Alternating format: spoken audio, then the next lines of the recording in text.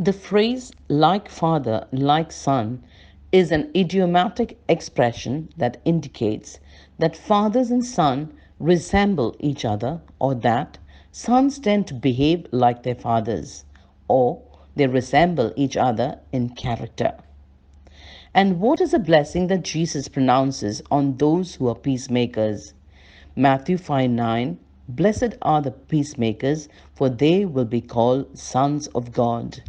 In other words, when we are peacemakers, we act just like our Heavenly Father, and people can see the family resemblance.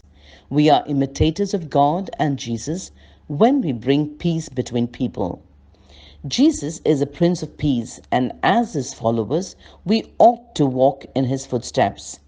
And when we do that, we will be recognized as God's children by others and acknowledged as God's children by God himself.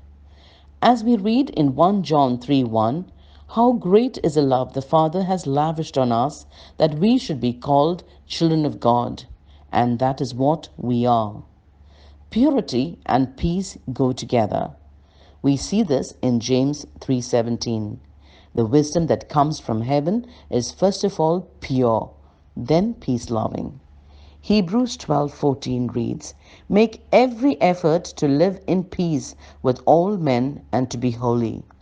Purity and peace always go together. We cannot separate them and still partake of Jesus' blessing. How can we grow as peacemakers? To grow as peacemakers, we must recognize sin in our own lives.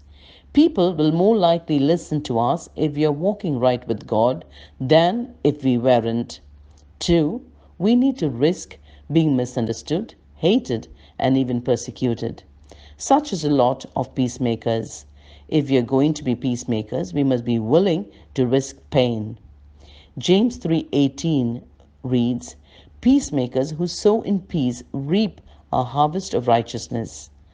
To grow as peacemakers, we must develop perseverance.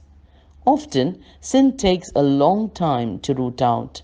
Our prayers and conflict resolutions will often not immediately produce fruit.